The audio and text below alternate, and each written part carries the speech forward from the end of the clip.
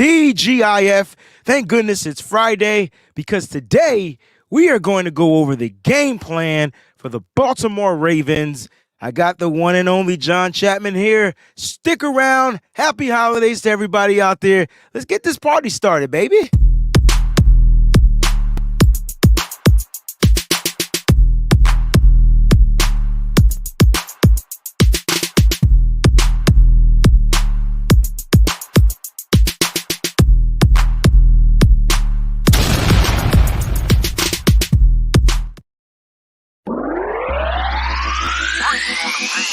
We so bright that we shining.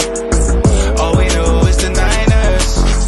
Red and gold at its finest. We so faithful to the Bay. We so bright that we shining. All we know is the Niners. Red and gold at its finest. We so faithful to the Bay. Yeah. What's going on, 49er faithful?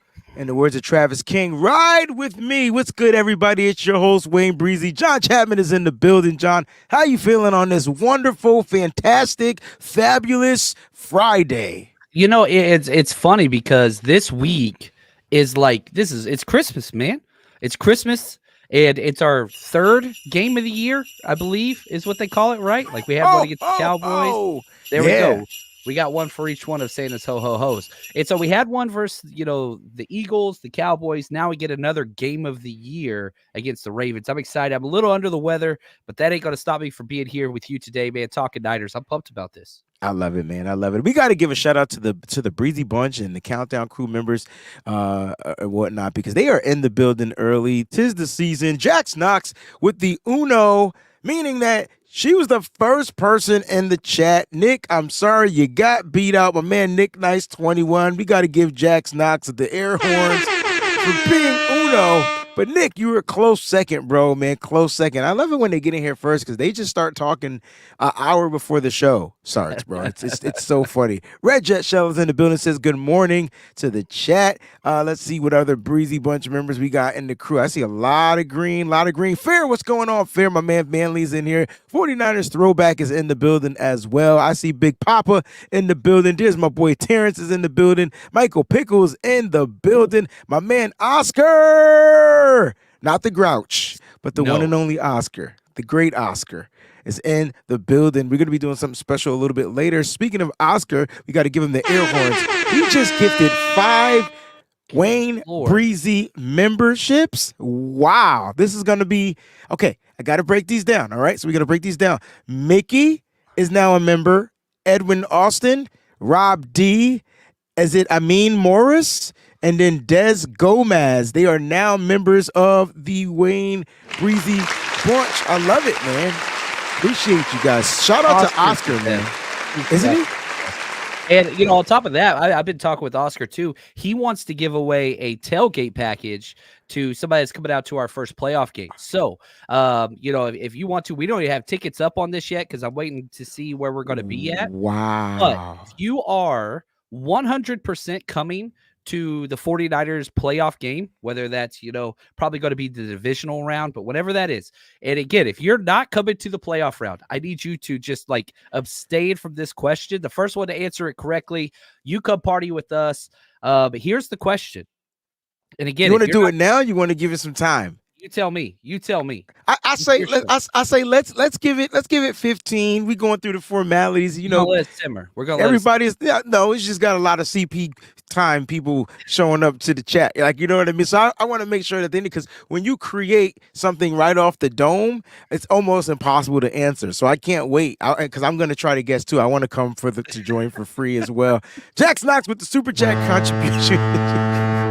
She says, Merry Christmas, family. I hope you guys enjoy your family. Love, Jack. Jack, thank you so much for the super chat contribution. Very much so. Niner Faithful Fantasies in the building with the yo, yo, yo. Ho, ho, ho. Colin is in the building. Nigel's in the building. All right, guys, let's get down to the get down. John, not too much 49er news going on. A couple of things have happened, some transactions and things like that, but I can't start the show without talking about what actually went down. So let me go ahead and remove this graphic. John, this is the Madden challenge.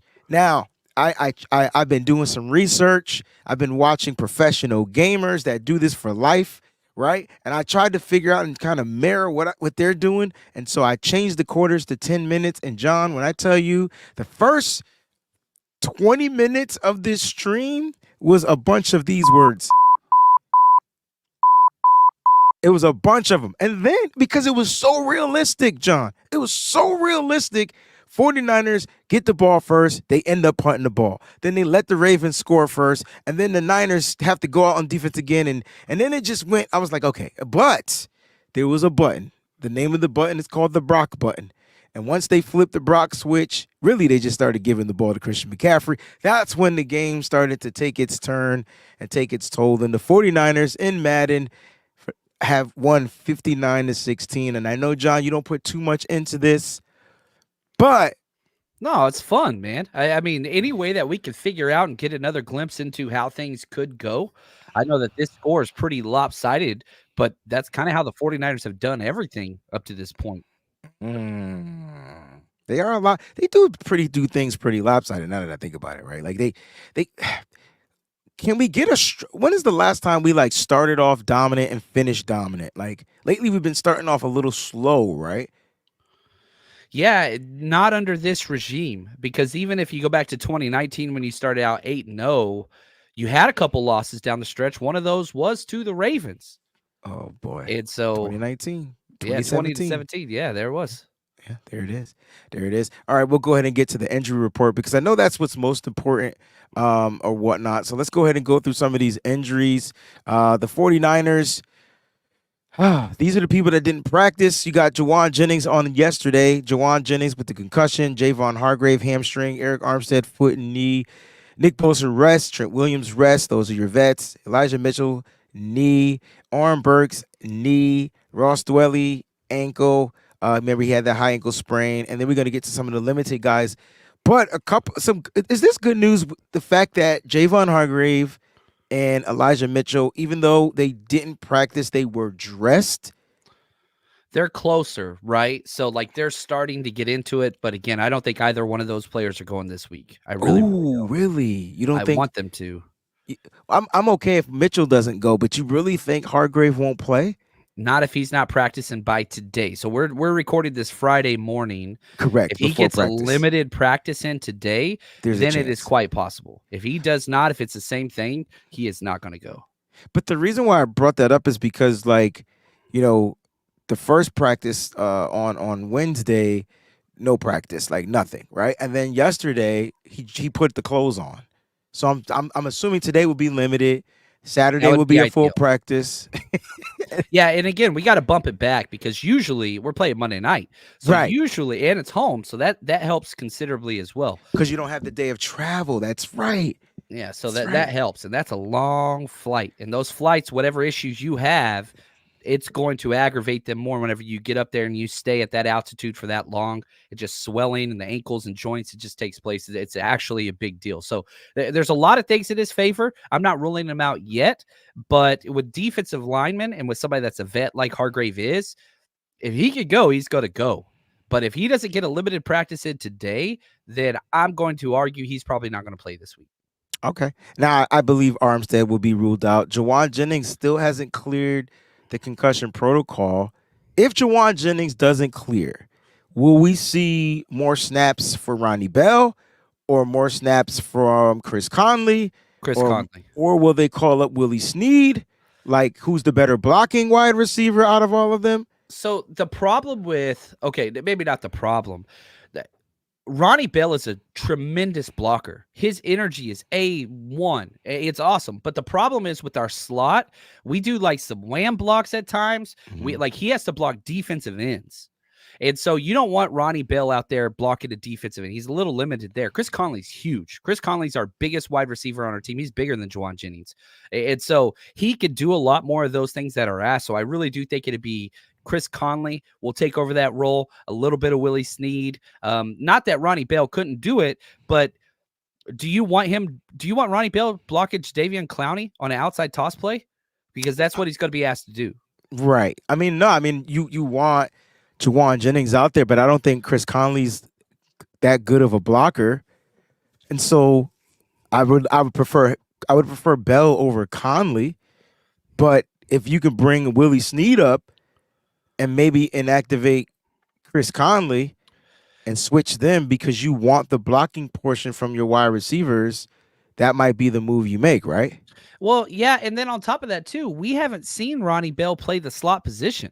Not Like this year. He's he's he's only played Brandon Ayuk. Yes. that's it. So like did they switch that up? Like I don't Conley's a know. vet and been with the team, off and on for a while. Like he's done this role before. Understood. Snead's done the role before, and in the past it's been Snead. So that's why I think it's got to be one of them. Not that I don't think Ronnie Bell can't do it, but whenever it comes to blocking, again, I don't want Ronnie Bell on Jadeveon Clowney on those outside tosses. I don't think To- that's fair to him. totally understand. And as Coach Cruz says, this is a Jawan Jennings game. We need Jennings. Yeah, this is a game where he can like literally just be himself, right? I mean, did you see the blocks he was putting on in that Arizona Cardinals game, bro? Yeah. Which were blocks he was missing in some of the other games, which is why some of the runs weren't working. Clearly, he went in and said he watched the film. Like, that's how you know when a player is watching the film, right? They go in and they kind of like fix it or whatnot. So we'll keep you guys updated on that. There is practice today. Hopefully, we'll get some updated news. I know there was a question about how much longer will Dwelly be out, John, and he had the high ankle sprain, so he might be out. Yeah, I think he went to IR, didn't he? No, the No, only he person that didn't? went to IR was Kalia Davis with the That's high right. ankle sprain.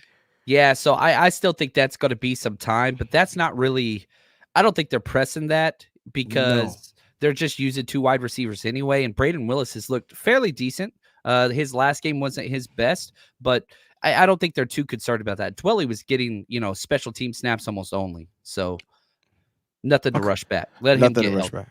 Yeah, I agree with that. And this is probably why they haven't made a move for Ertz because the 49ers are a 21 personnel team, and last week they ran a lot of 11. They had some 12 personnel going on where they had two tight ends out there like Charlie Warner and George Kittle on some of those blocks. It was like amazing. Like I was like, yes, where they still kept the wideouts out there. So we'll see. We'll see what happens. But this game is a little different because I think they're going to try to make sure, when John will test, they'll probably try to keep the weakest form of the Baltimore Ravens defense out there on the football field for the majority of the time. So the personnels will probably be pretty much spot on for Kyle Shanahan and the formations as well. Oren Burks, no Oren Burks again, right? Like this will be That another. hurts. Yeah, That hurts big time, actually. I know. I that one bothers me probably the most. Well, Hargrave is the better player, but you need short tackling this week more than ever. Now, DFF did a decent job out there last week. Got to give him his flowers. He was not a glaring weakness, didn't have missed tackles. He did his job. But there's a huge drop off from Oren Burks to DFF. And I don't know, because like whenever you look at what Baltimore does, like I just charted, I think it was like their first like 20 offensive plays. They're a 21 and 11 personnel team, like half and half. So we're going to get a lot more snaps for DFF this week going against the Ravens than we traditionally do. So that number 3 linebacker job is huge, and it does not look like Oren Burke's going to be out there. I agree. Now you got your limited guys per Cam Emmon, Cleveland Farrell. You saw him at practice. And then you got some full goal guys back. So this is good news. You get Spencer Burford back, and you get Deommodore Lenoir back from the rib contusion that he suffered in that Cardinals game. John, let's start with Cleveland Farrell being out there. He's the guy he's a starter, right? Like, so he's a guy you want on the field in those base defensive downs, right? Always. And if you look at what, we're getting a little bit to the game plan now, the defensive end linebacker relationship is the most important one in this entire game, because what they'll do is they'll leave Cleveland Farrell unblocked. If he crashes on the dive, Lamar keeps it around the edge, then the linebacker has to gap exchange and contain Lamar on the running play, or vice versa. Cleveland Farrell takes Lamar, then he gives it to the running back, and the linebacker's got to fill in the AB gap with the dive. So that's huge, because Cleveland Farrell is going to be a guy that they purposefully line up to target and to read off of.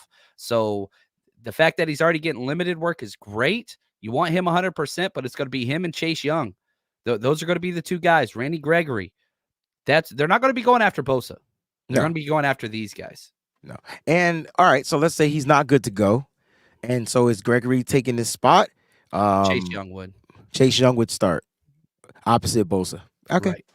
I got you. Well, which is good because I mean you want that containment there. It just limits what the Niners do inside because I'm still nervous about the interior. I get it. Kinlaw's having a great year, understood. And then next to Kinlaw, I feel like there's a drop, and that's crazy, right? Because sometimes Kevin Givens supersedes, and sometimes he doesn't excel well. And then now you're bringing up now you got T.Y. McGill up there now because of the injury to Kalia Davis, and so if those guys aren't able to go, like you're wearing thin, so you would have to get creative with that defensive front. And I think this will be a game where you see Nick Bosa possibly line up in the inside or and leave Chase Young on the outside, depending if Cleveland Farrell's out there and Randy Gregory is out there and things like that. So it could be really interesting what we see Steve Wilkes do, not to necessarily generate pressure, but to make sure that they're containing out there, especially on Mhm. those edges. So it's going to be good. Spencer Burford, good to go. Are you? Will he start over Feliciano? No, and I don't think that. I mean, Feliciano's earned his job, but me personally, and this is sidebar. I think the worst player for the 49ers offense or defense right now is Jake Brindle. I think he's on about 5 straight games of very subpar play. So me Subpar? personally, yeah, beyond subpar. I think it's really bad, John. I It's mean, awful. It's yeah, awful. you And can't. so So here's what makes me nervous about this because I've watched Jake Brendel literally let a defensive tackle get to the quarterback the past 3 games, like without getting just in its way at all. that's my scary part. That's the scary part. And now you're dealing with their leading sack leader on the defensive front, and he has 12 sacks on the season. And the last time the 49ers struggled. See, I don't think that the 49ers struggled much against Minnesota or against Cincinnati. I thought those games could have still been won either way. But the last time the 49ers struggled, the last time Brock Purdy struggled, let me put it like that, where he had a bad game, was that Cleveland game. And where did we struggle in that Cleveland game? Blocking the interior up front. Yeah, it was that dude was everywhere, man. He was everywhere. And and that's the thing. So, yeah, Feliciano should start, but I kind of think he should start at center, but they haven't been able to practice it because Spencer Burford's been banged up. So this week, there's not going to be any changes, and I'm not even sure they would change it anyway. Forrester really believes in continuity at the center position. Brindle's just got to pick it up. He is literally costing several drives a game, and his body language is starting to match. It reminds me a lot of Mike McGlinchey. Like in the play where CMC caught the ball, fell down, and then stumbled into the end zone, like got up. Like Brindle missed his guy wide open, but that's okay. Like that's one thing. He turns around and starts walking back to the sideline as the play's still going on. Like he just quit. He got beat so bad, he just turned around and walked away, didn't even pay attention to what his team was doing. Now Brock just says, that's fine, I'll do everything on my own. But it's like, man, his body language and stuff, it's starting to rub off. And that's like, this is a key game for Drake Brindle's future. I personally believe. Especially moving forward with the 49ers. Even though they signed him to, what was the deal, 3 years? Something like that? Yeah, but it's super cheap. I think he's like the 30th paid center. Like it's not a contract. And I like Jake Brindle. It's just he's not playing starter level football. Well, I just think he has to get out of his own head, right? Like you get beat on a rep, then you come back and you win the next rep. I mean, that's what one-on-ones are for. And I get that you're not doing a lot of one-on-ones, but you're getting beat one-on-one. Right. If you're getting beat by a better player, okay, we'll find a way to beat that player in your next matchup. I mean, that's what football's all about, one-on-one matchups. And then you got to play good because if you lose your one-on-one, you're going to affect that 11-on-11 each and every time. And God forbid if there's a great interior pass rusher, your quarterback now has to scramble for his life or take the sack, and now you're down the distance. So like he has to figure that out. Like he has to figure it out. He's a tough guy, but he has to get out his own head. Yeah. Yeah. Deommodore Lenoir's back, intact, Ooh. ready to go.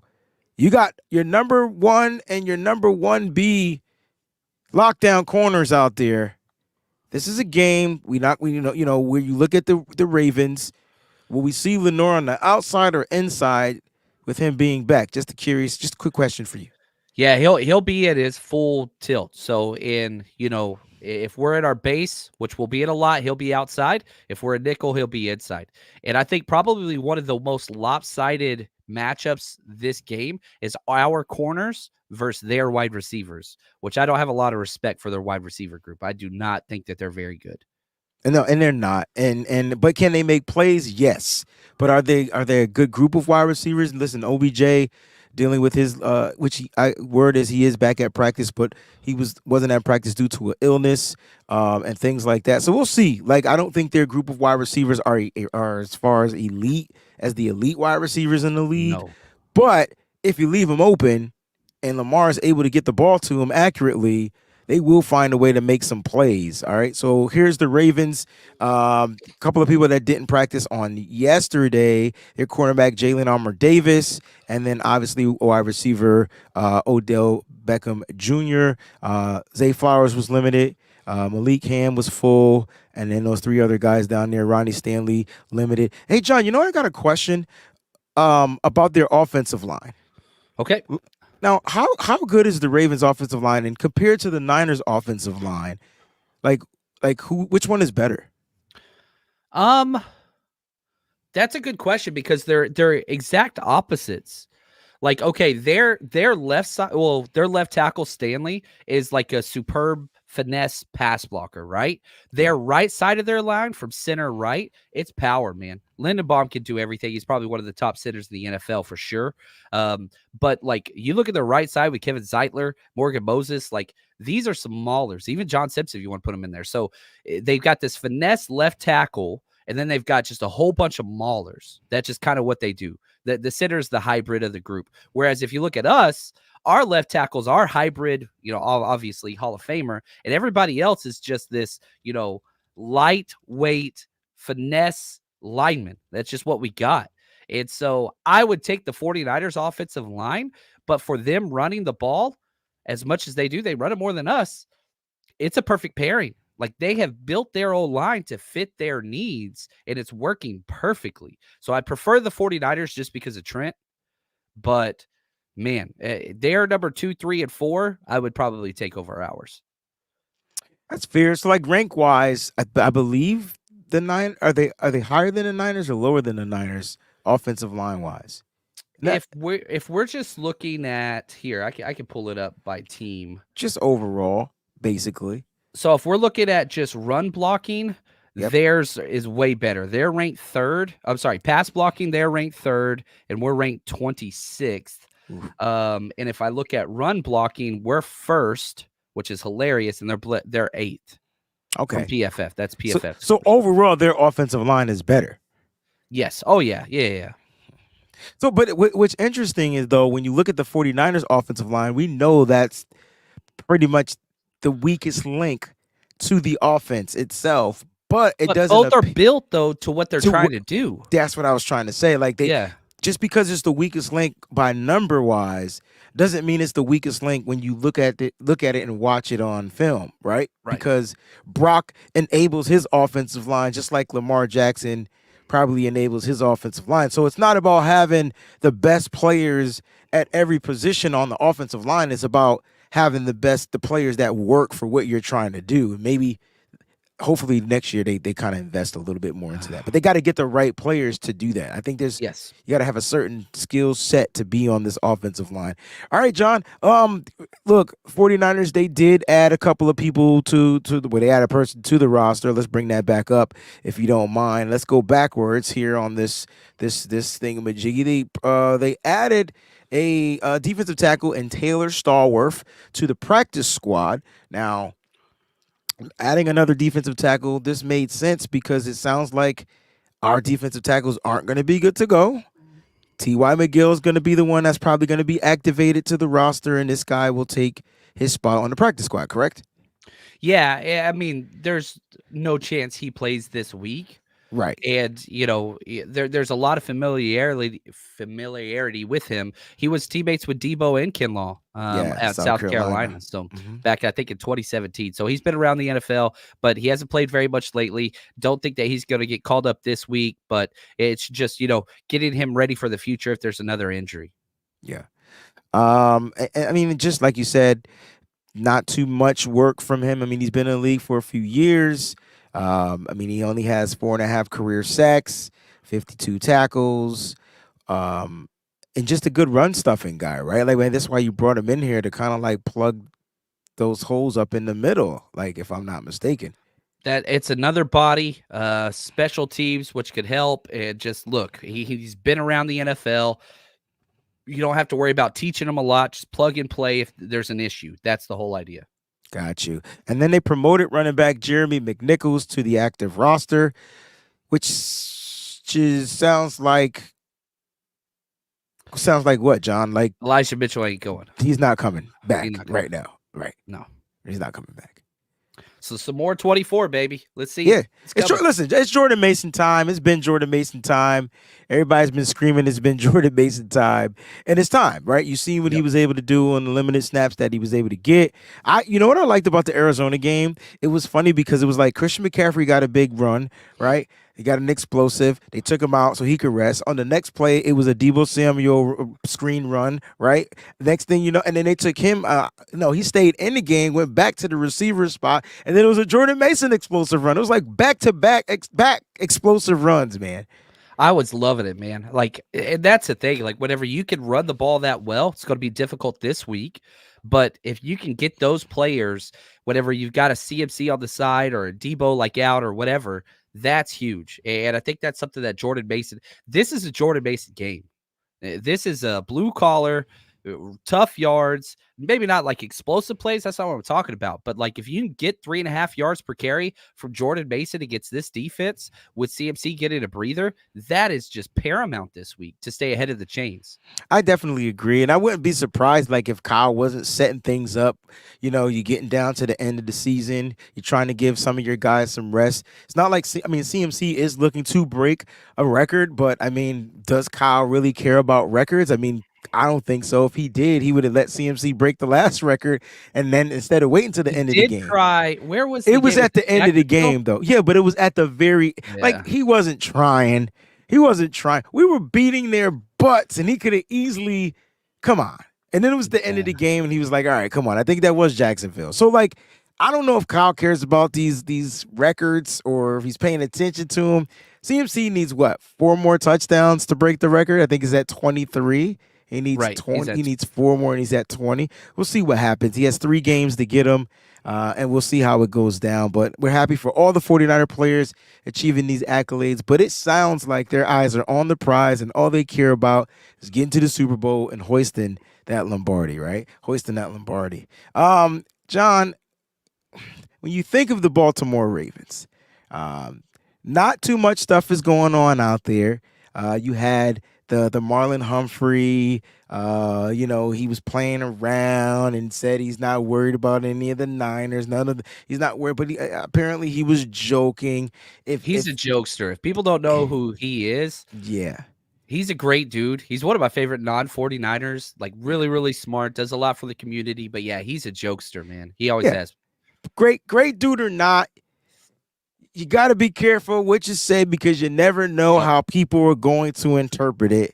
And just because you were joking doesn't mean that people are going to take it as if you're joking. Correct. And so I need people to understand, luckily, I'm sure this is going to be a bang-bang game. John, before we get down to this game plan, let's talk about the giveaway that you want to do. I know you have from Oscar. I know you want to do some type of trivia. So, guys, if you're watching, it's time for the giveaway. Let's do it, baby. So, the wonderful man, Oscar, he wanted to give away a free tailgate package, which, once we get the dates for whatever playoff game we got, 49ersrushroadtrip.com, come party with us. So if you're not coming to the home tailgate, please don't answer. Just wait. The first one that answers this correctly, I'll add your name to the guest list. You come party them, premium liquor, all you can eat food, everything. We're going to be over in Blue Lot. So here's the question. And again, you got to be coming to the playoff game. If not, don't take it from somebody else that will. Oscar's the best. Here we go. Who leads the 49ers in forced fumbles this year? The first one that comes across on my screen will get the correct, will get it. Not the one that comes across on your screen. It comes across different on everybody. Not that I'm trying to like trick anybody or whatever, but on my comment section, because it populates just different timing, YouTube has cost me lots of giveaways in that in the past. And there we go. The names are coming across quickly. The correct answer is number 5-4, Fred There it Warner. So is. congratulations to Big Papa. He's going to be out there. Now you got to come. Now you got to come to the tailgate. So Oscar, want to say thank you, increasing everything for the community. That's what we're all about. There it is, man. Thank you, Oscar. We truly appreciate that. Big Papa, I get to see you again, man. I get to see Big Papa again. All right. To be 3 times in one season. That's what I'm talking about. He's Playoffs good, is going to be dude. crazy. Great. Yeah. Great dude. Great cook, too, by the way. I don't know if people. Yes. Yeah. Maybe he'll be chefing up that game. All right. Let's get to this game plan. John, we're the favorites. Baltimore's not too happy with that. I don't know why, but what's the big deal? They're on the road. They have to travel and they have to travel. They're going cross country. Let's think about all the factors to why they may not be the favorites. And it's not like it's a 12-point, favor. It's 5.5. So break this down for everybody to make it make more sense to why maybe the Baltimore Ravens are a little upset. You look at their entire season, it is not out of the realm of possibility that they're undefeated at this point. Like, they have much more of a claim. Like, they should have won every single game that they played this year, the Baltimore Ravens. You look at the games they lost, 2 of them were funky. One of the games they just kind of just lost by like 1 score, but they're damn good. And they are beating everybody that they play. And so I get it. I totally understand. They've been the whole Lamar fiasco all offseason. Nobody wanted him, which is crazy to me. He's playing unbelievable. And whenever I go through this tape, the whole time I'm just like, damn, Lamar's good. Damn, Lamar's good. Now, his stats aren't great, but when you watch the tape, it's just uncanny what this guy is doing. So if I was them, like, they got the best record in football too, just like us. They've won 4 straight. They're playing good football. So if I was them and I know what I have in that room and they're a solid team and they're healthier than we are, I get it. I would feel slighted as well. These are the 2 best teams in football, and I don't think it's close. But do you think that the point spread is that much in favoritism of the 49ers? I mean, they're at home. They have the same record. They're on they have the longer winning streak. Like, just think about the things that the 49ers have over the Ravens.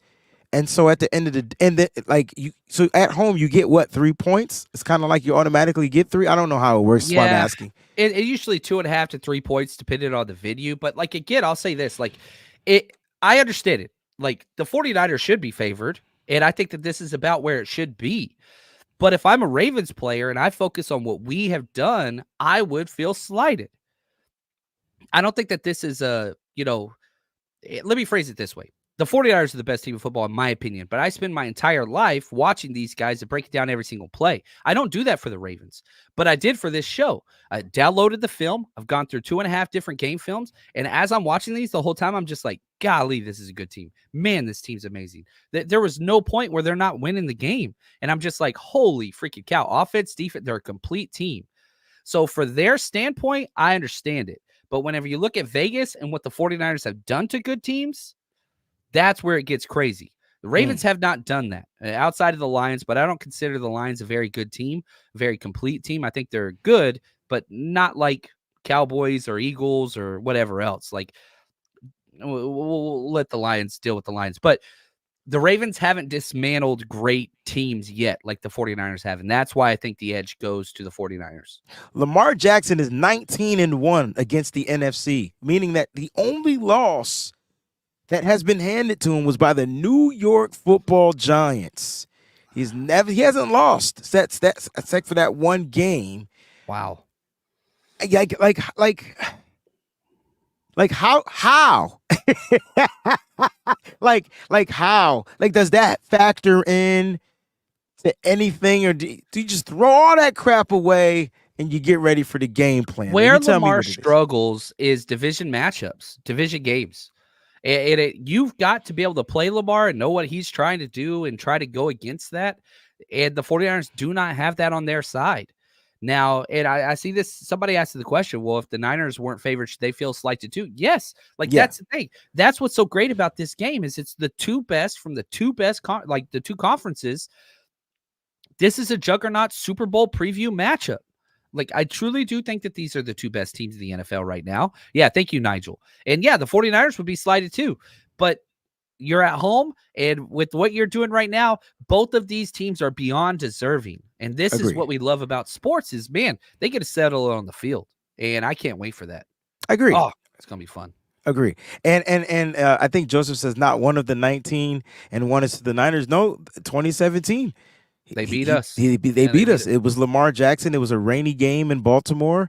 The difference this year, though, is they have to travel to California. We were in Baltimore that year. We were in Baltimore that year, and we could have won that game. And the other difference is we have Christian McCaffrey, Trent Williams, and CMC. Huge differences, right? So I expect him to be 19-2, like Corey Lindsey said. Corey's man. I love it. I love it. Corey's the best. Right, I do. All right, John, we got this game plan. Let's drop a bomb on him. And I'm excited because I want to know, John, like offensively, they have the number one scoring defense in the NFL. They are stingy with points. So they might give up yards in the air. They might give up yards in the ground. Actually, they're ranked 10th in run defense. But, John, what's the game plan for the San Francisco 49ers offensively? How do you think they're going to attack this, I would say, heavily disguised type of defense? They like to disguise everything that they do. Blitzes, you name it. Coverages, you name it. They're good. They're it's funny because they run an odd front. They're a 3-4 team. We're a 4-2. We're the most similar defenses I've seen, but it's a different up front, where it starts with the back end. Yeah. And so their strength are stud linebackers. That's the 49ers, and stud safety. So that's where it kind of changes a little bit. Like, they are built that way. Their corners are good, very physical, love to tackle just like ours.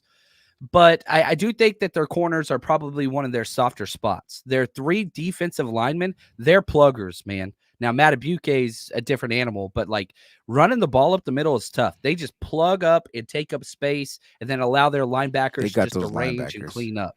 Yeah. So you got to be steady clean. This isn't, 15 plus yard run season. This is 4 yards is a good run today. That's what it's going to be. So, we were always talking about CMC and the explosives and all those things. That's why I'm saying, like, guys like Jordan Mason, CMC, 4-yard runs are everything this week. And I think it's going to be a much lower score than a lot of people anticipate. Now, I could be wrong on that. Maybe the 49ers offense is as good as everybody says that it is. But this is going to be an absolute dogfight. They run a lot of cover 3. They run a lot of cover 2. So if Brock can differentiate what they are dropping to, which they disguise better than anybody, he loves those out routes, man. Out routes to Ayuk is his favorite thing in the world. Those are open in cover 3. Those are not open in cover 2. If he can spot the difference between those and manage that on third downs, that's what I want to see. So when you get a few shots to go deep, take them.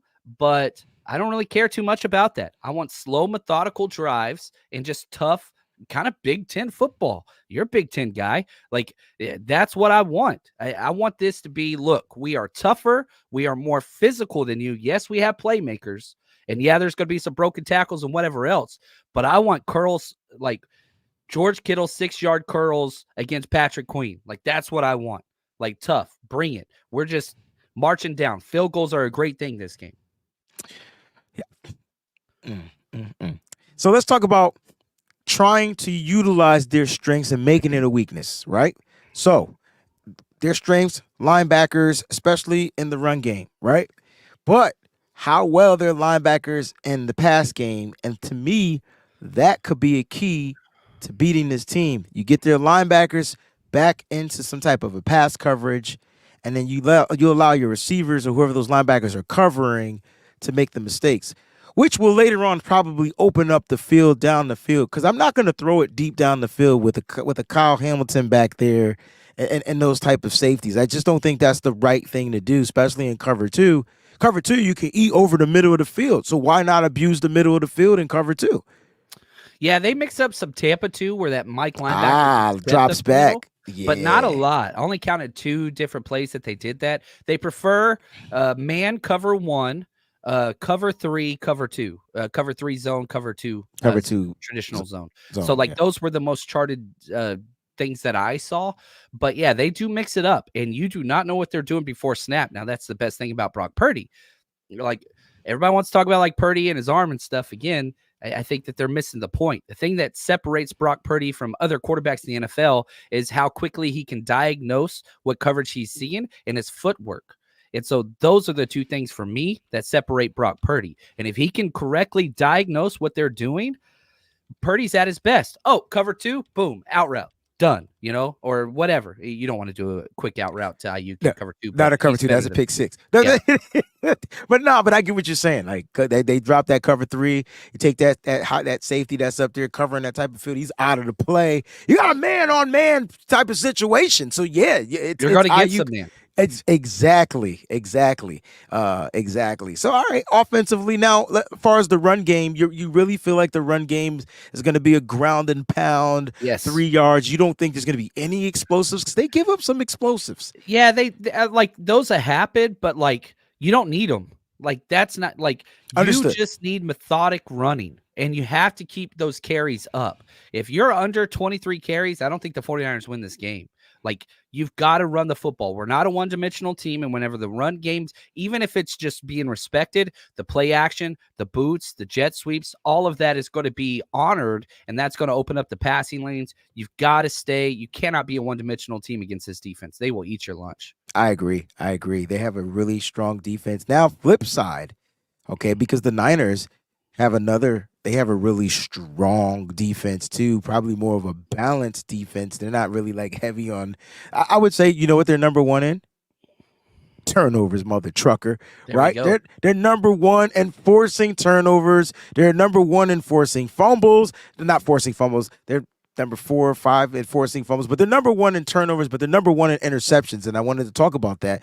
Now, Lamar Jackson on the season has a number of interceptions, and he has 11 fumbles on the season as well. If the 49ers can somehow get pressure up the middle to disrupt those handoffs that Lamar Jackson tries to do and those quarterback, option plays that he does or whatever, this could be a problem for him. So how do the Niners come out and attack this, I would say, explosive offense with Lamar Jackson running the helm? The thing that makes Lamar unique is, everyone wants to talk about his athletic ability or whatever else. I think he's the most patient quarterback in the NFL when pressure is in his face. I think that's what separates him. Like, pressure's coming at him, and he is just calm, cool, collected, and he's bobbing and weaving like a freaking 1950s boxer, but he's always looking downfield. I counted four separate pass plays against the Jacksonville Jaguars where he held the ball for 5+ seconds, completed all 4 of them. Like, that's just the first quarter. This dude will just, it's not like Jalen Hurts where he gets scared and lowers his eyes. That's not what he does. And this isn't the old Lamar Jackson where it's one read, take off running. If you haven't watched him this year, that's not who he is. I'm not saying there aren't plays that happen like that.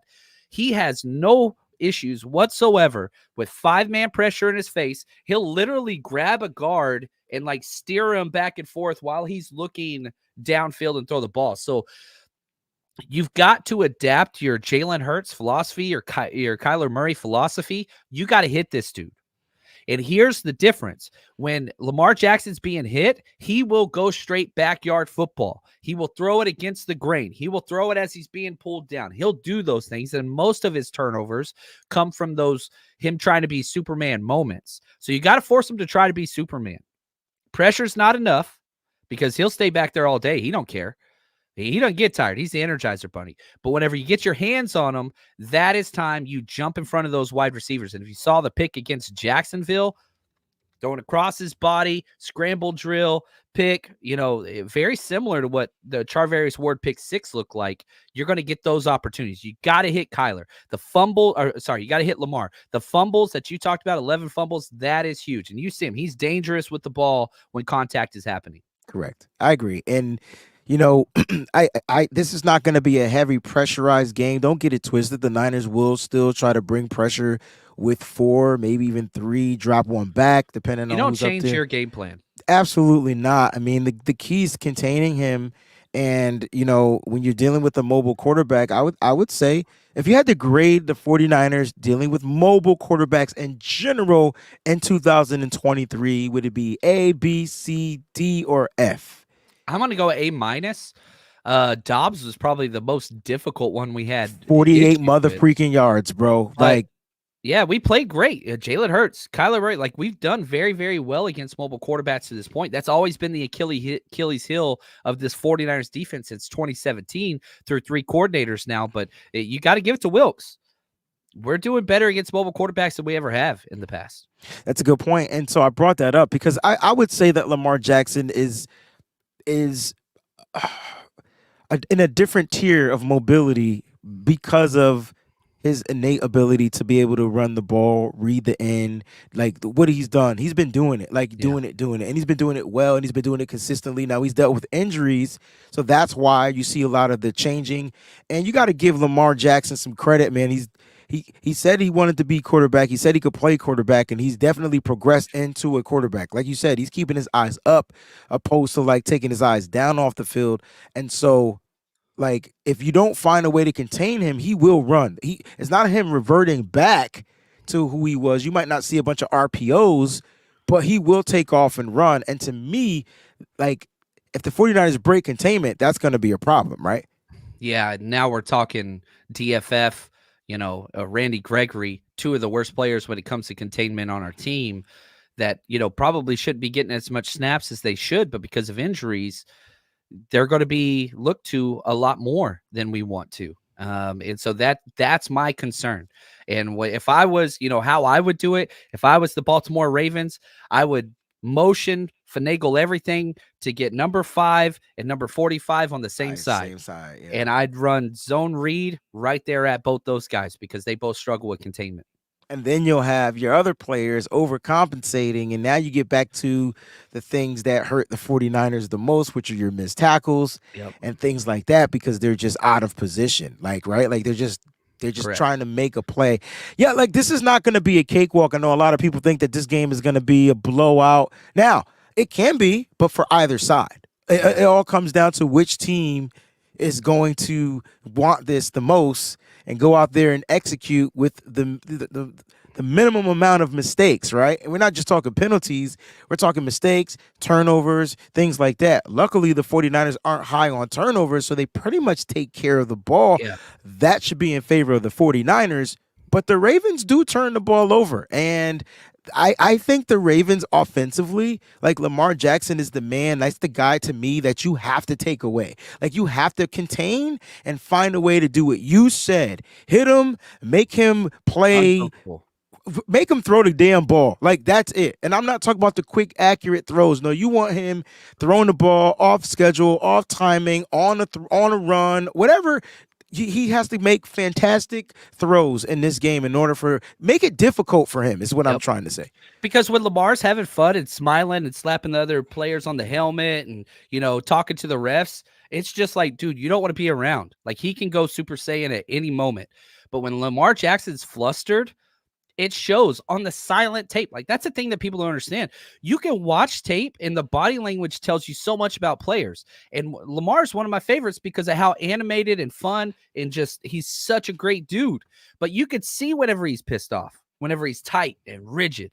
And if you can get him at that moment where he's not having fun on Christmas night on the road, that's what you got to do. You just got to keep hitting this dude. Don't let him get comfortable. Don't let him have fun. No fun for you. No fun.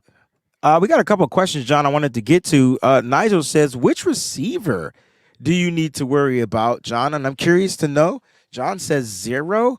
And I agree. The worst wide receiving cores. Like Odell Beckham's good, and he's kind of made his route tree better, and he's more consistent. He's always hurt. He's always banged up. Rashard Bateman, I don't think is starting caliber. He can run go routes. That's it. Zay Flowers is going to be a great wide receiver, but man, his route tree is just give him the ball and let him have fun because it's just there's no timing to what he's doing now. I think Zay Flowers will be. But the Ravens, they prioritize running backs and tight ends more than anybody, and that's not anything new. They've switched coordinators. That's just who they are. But then they got their coordinator from the University of Georgia. They throw it to the tight end more than anybody. Yeah, So Isaiah Likely is the guy. Like, yeah, that's you make the guy. the wide receivers beat you. 49ers will have a heyday. Right. And so if you want to worry about anybody, like if there's a threat as far as target, like you want to target in this game, it has to be the tight end. And the Niners just give up explosive plays to tight ends. I think they feel like tight ends are if they're not George Kittle, we don't care. No, they need to care. I'm tired of tight ends catching 20-yard, 30-yard, 40-yard passes and getting touchdowns, even though they've only given up 2 touchdowns to tight ends, Pat Fryermouth and Kobe Parkinson. But at the end of the day, like, don't even let this kid get off, because that will keep the chains moving. I can see that being his target. I'd rather them give up these little quick throws, underneath routes to these wide receivers and make the freaking tackle. Like, just make the tackle. That's it. So wide receiver, none, but Isaiah Likely for sure. You definitely want to keep a word on him. Trevor says, any word on Jawan Jennings' concussion protocol? Nothing yet. That's just a timing issue, and as they advance through it, you get more and more information. But the one thing that we can say is it's good news. It's good news we play Monday night, but still nothing. Yeah, still nothing. Nigel says, that darn tight end university. Yeah, man, that's where they go and break bread, man. We got a super chat contribution from Michael Pickle in the building with the fall. It was awesome hanging out this past week. Him and his wife are just the best, man. I'm Great mad people. I wasn't there. Sucks for me. Merry Christmas, faithful. Let's go Niners, and then cheers, Mike. Thank you so much. Happy holidays to you and your family as well. We truly appreciate you over here. All right. John, I want to talk about this before we jump off here, because, John, you're amazing. So we got Deebo Samuel returning kickoffs. And yesterday in practice, we got Brandon Ayuk returning punts. Now, we all knew what we saw wasn't great from Ronnie Bell. And do you think Kyle Shanahan is going to make that executive change if Brandon Ayuk did exactly what Deebo Samuel did and said, give me the damn ball? Like, that's pretty much what happened. Well, I mean, we were at training camp together, and Ayuk was back there returning punts too. Like, you usually have 4 to 5. So when you're going through, like, as a coach, you always start practice off with special teams individual, right? And so some players don't have roles, because you've got your guys that are on kickoff return, punt block, punt return, extra point, whatever else. You got guys that have nowhere to go, and guys like CMC or Debo or whatever else. And so Ayuk's been back there all year fielding punts. He's fielded punts for us in the past. He's got nowhere else to go during that time. A lot of times they'll just play catch with the quarterbacks or whatever else. So, yeah, I mean, I'm sure he's the backup punt returner anyway, and has been for the past month. I don't see Kyle Shanahan switching it. That's not really who he is. I think it's going to stay with the rookie. I personally am fine just fair catching everything. I don't even need a return. Don't need it. Just fair catch it, baby. All day. I don't even care. Don't put nobody back there. It scares the crap out of me every time he's back there. Snyder has his fault. It's not his fault. I just get scared. No, everybody does. I get scared too. Like, don't people think I don't get scared because it's Ronnie Bell? Hell no. This is the worst position on the team, period. Like, special teams, we have to have the worst special teams, and we have to have had that record for the past decade. It's just bad. Oh, like, it's terrible, man. If we could just get that one explosive player once, well, it would make me change my mind. Well, we had him and we let him go. I thought Deshaun Jameson, who I ended up using in that number 22 picture that I put out there, that was supposed to be Jeremy McNichols, but it was definitely Deshaun Jameson. If we still had him, we might have a shot at being better on special teams as far as the return game. But nah. It's what it is. It is. And I see Corey asking me my score prediction. I don't want to jump. Wayne's going to ask me. I don't want to get in trouble. Right. Score predictions is on their way. But I don't want to mess up. Nah, it's not even that. Like, the game plan I thought was spot on, man.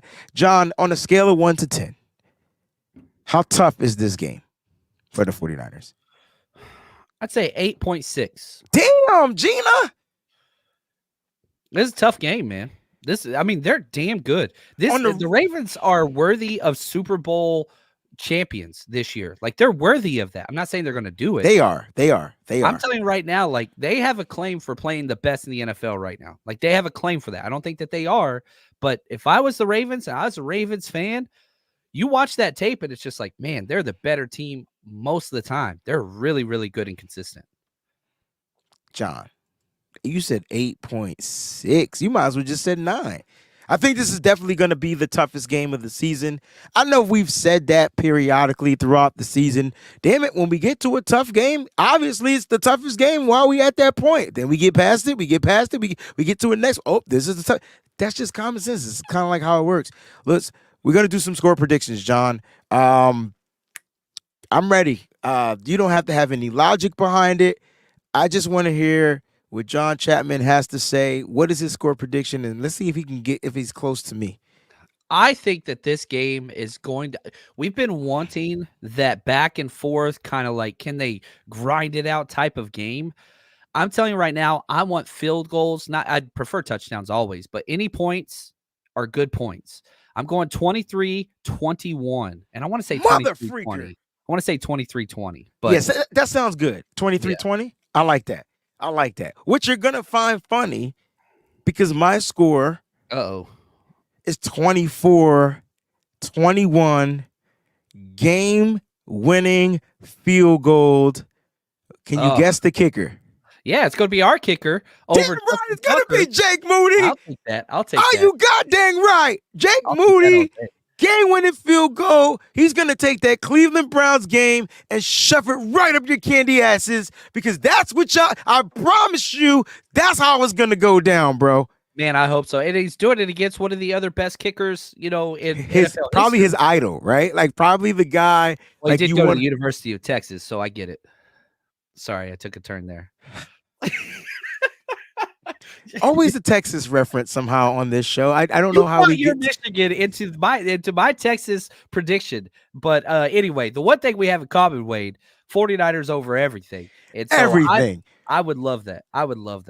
Oh, man.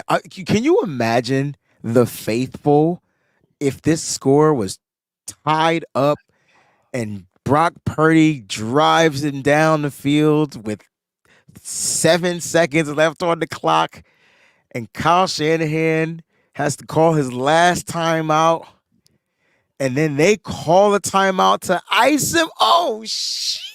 Oh, it's happening. I mean, he's being iced. The TV iced him that one time. They did, yo. I do. John, can you imagine the faithful on Christmas night? Well, and that would solve like everything moving forward too. Like it would just be this huge weight off your shoulders, his shoulders, the team's shoulders, everybody. It would just be a collective, just you know what I mean? Like, we're good. We can move past this now. And so, man, I would sign me up, man. Where do I sign up for that? I'm going for your prediction over my prediction. I like yours either way. It's going to be you got a 3-point game just like us, so we're still kind of close. We got a couple more contributions. Here go the foghorn for them. We got Ramilia Sports Report in the building. His Rams are hot. Purdy gets paid in 2 years. Niners will lose players. Trent will be older. Debo or Ayuk gone. Levi hosts Super Bowl in 2026, then SoFi in 27. Young Rams rising already. Rams poised to win those Super Bowls, John. Okay. Yeah, sure. Your quarterback's how old? You still have Ahkello Witherspoon starting on defense. He never mentioned once Matthew Stafford getting older in those years. Yeah. Oh, we good. Enjoy it, though. I'm glad that you won and are barely above 500. This is huge for you. And so enjoy that. And I appreciate you, Ramilia. Cocoa Puffs. Cocoa Puff. Singular. 42-20. 49ers win. Listen, it could be a blowout. And I will be ecstatic if it's a blowout in the 49ers' favor. Don't get it twisted. If the 49ers blow out, the Ravens, I mean, they might as well just give the 49ers the Super Bowl. Like that, if you make them behind and they have to just throw the ball, they're not built for that. 49ers aren't either, though. Oh, my God. Oh, my God. Oh, my God. Oh, my God. Oh, my God. Oh, my God. I promise you, on the Madden string, I kept saying, if they got to play from behind, it's game over. That's what happened. Not built for That's how your blowout happens. So the Niners got to do their job. They got to execute. They got to play fast. They got to play furious. They got to be aggressive. This is going to be the most aggressive game. I'm telling you. Roquan Smith, Patrick Queen, Drake Greenlaw, Fred Warner. Do you what? Four of the top 6 linebackers of the NFL. Please. Top 8, probably top 8. Please. It's about to be where my bomb at? Explosive. Y'all heard that. Man, happy holidays out of there. John, you ready to take us home, man? Shout out to everybody that's tuning in. Listen, we probably won't be back until Tuesday because enjoy your happy holidays, enjoy Christmas, enjoy getting ready for Monday Night Football. I'll tell you what, if we win, I'm going live. I'm going live. I'm going live. I'm going to celebrate. I'm going to go live and get to Santa Claus. We going live. We're going live. Dude, I love it. I love it. I love it. Well, I'll say this. I really appreciate you guys. You know, I'm struggling, no doubt about it. But we are here. We are going strong. And the Niners are going to get this freaking dub against one of the best teams in the NFL. And I'm excited about it. You guys are the best. And as always, stay strong, faithful. Let's end on this Brandon IU. Ooh, Christmas night. I guess the number 1 seed in the conference, this battle between these two number ones. I mean, even as a player, I mean, fans are geeked up for it, but as a player, you got to be amped. For sure. It's gonna be it's a good gift for everybody in the football world on Christmas, so we're excited as well too. I be sipping gold bar, whiskey on the rocks, and a 24 karat gold on a watch. My 7-1 Chevy be tipping non-stop, sounding like Trent Williams on the block. So you know we can't stop, we be banging through your speakers. WayneBreezie on the field or in the bleachers. You can tune into my show and I'm a teacher. WayneBreezie, the 4-9 preacher.